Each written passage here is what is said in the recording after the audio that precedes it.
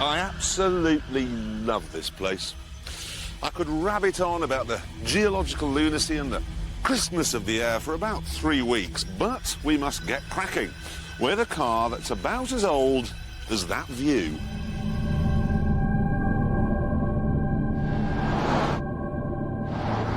The Audi TT.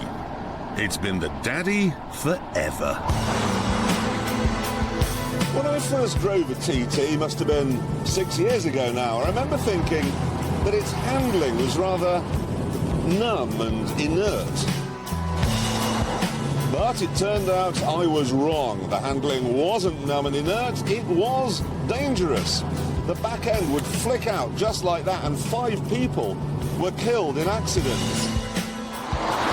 So, Audi took it back to the drawing board and made some surprisingly minor changes. They put a little spoiler on the back, added some traction control, and softened the suspension a bit. And that was it.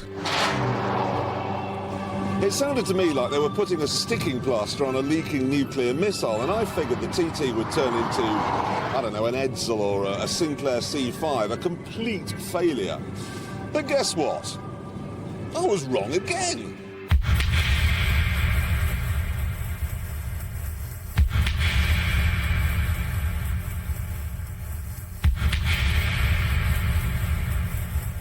The TT has been a sales phenomenon, especially in Britain.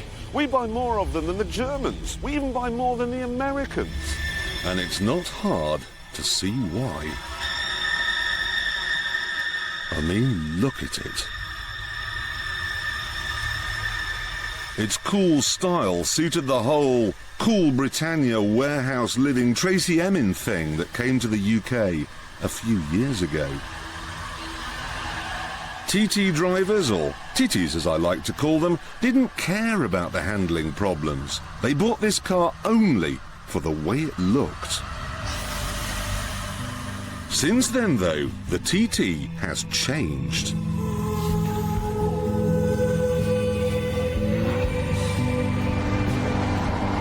Now you can have it as a convertible.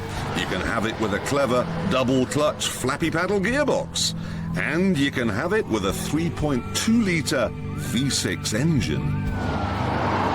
That means 247 brake horsepower. And that means 0 to 60 in 6.5 seconds. It also means a top speed of 155. Theoretically, then, this car should be all things to all men. Fast, pretty, and very well thought out.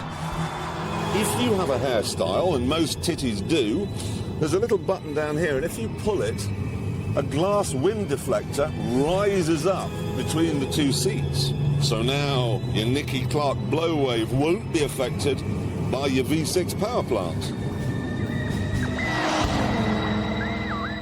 There are some other nice touches as well. The heater is capable of keeping you warm even in Iceland. The heated seats can melt human bone. There are footballers' wives who'd be happy with this quality of stitching on their faces. And there's no question of breaking your fingernails when you're putting the roof up and down, because, of course, it's electric.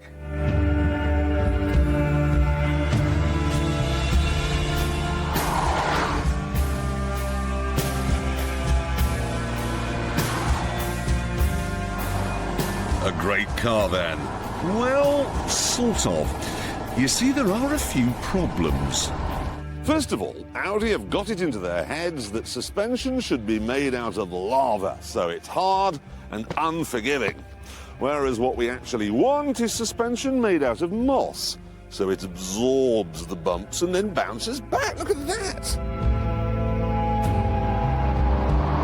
But the worst thing is, look at this road. I mean, it has to be one of the greatest driving roads anywhere in the world. And what I should be doing now is belting down it with my 4-wheel drive system and my V6 singing.